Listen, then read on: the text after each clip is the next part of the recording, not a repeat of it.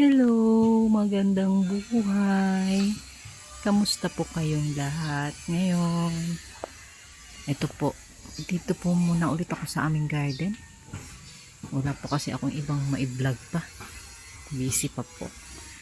Nang lalo na't may school yung aking anak. Meron po akong ipapakita sa inyo. Bagong piyaya. Dito po. At meron na naman pong nagbunga. Dito po. Kita niyo po yun? Tcharan! Kita niyo po. Ayan. Kita niyo po yan. Ayan po. Nakita niyo yan. May puso ng saging. Magkakaroon kami ng bunga ng saging ulit at may kukulaying puso ng saging. Ayan. Thank you Lord sa another biyaya. Soon may ha-harvest ulit. Thank you po. Kita nyo? Ang sarap kulayin yan. Ayan po ang aming puno ng saging. Lagi po nating babantayan yan. Wala pa pong ibang bunga. Hindi yan lang.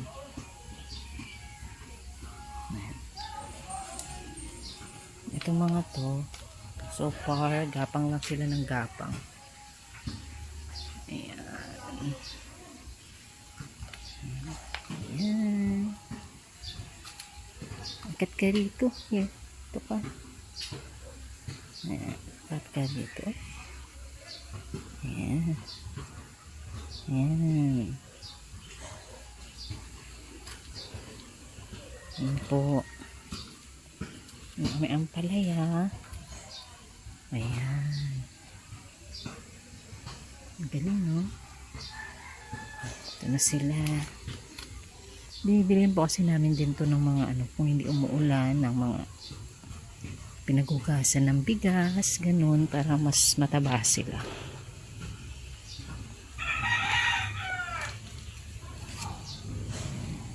Tsaka mas sumigla sila kasi iba talaga yung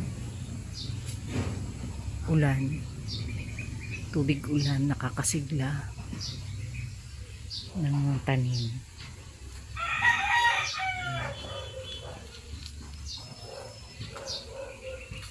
Ayan po sila. Lagi po natin.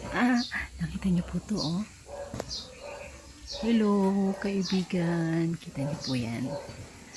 Hello. Tipaklo.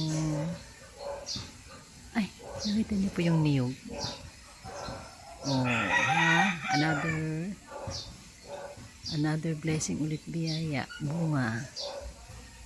Nagbubunga na rin sila. Wow. Wow, ganda, galing. Ayan. At ang ating mga kaibigan, hindi lang ibon, may mga tipaklong pa. Ito rin po, may bunga na. Papakita ko po sa inyo. Kalamansi. Ito po.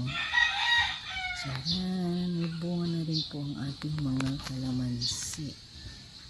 Hintay na natin. Ay, may manok po sa kabila. Saran. Ayan, may bunga na siya. Ito po. Ayan. May bunga na siya. So, agagaan na lang natin para dumami pa. Ayan po. Ayan. Ayan.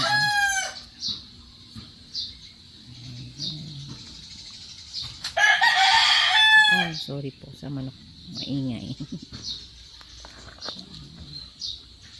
Ayan, may mga bunga na po yung ating kalamansi din. Ang galing talaga. Ang galing talaga, Lord. Thank you. Kasi unti-unti na nagbubunga yung ating mga tanim. At oo nga po pala, yung aming papaya is nailipat na namin yung iba. Natutumba po. Ayan. Natutumba po sa lakas ng ulan. Ito, naghahanap pa kami ng ibang lilipatan. Ito po yung mga papaya. Ayan. Nililipat na po namin sila.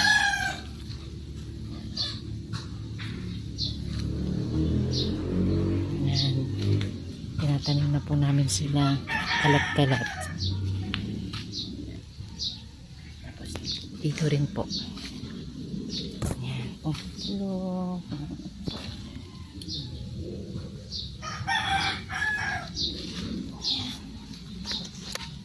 Hindi po ako makapagsunog. Basa, araw-araw umuulan. Hindi po ako makapagpausok. Kaya ayan po. Daming susunuging mga dahon. Dahon lang po Mga dahon lang itong mga puno. Wala pong basura dyan. Bawal. Bawal po yung mga basura. Mga dahon lang pampatanggal po ng mga lamok-lamok. Kasi pag ganito po, kasi yun nga po sa kabilang bakod, may creek dyan. So, creek yung ilalim. Ayan, hanggang doon. So, kailangan mong magpausok para hindi malamok. Ayan.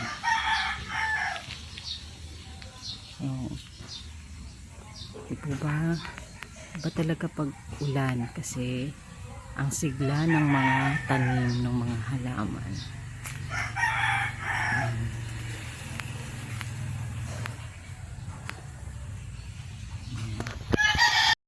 Ayan po. Medyo maingay ang mga manok sa kabila. Dito po yung sa kabila. May manok po dyan silang naalagaan.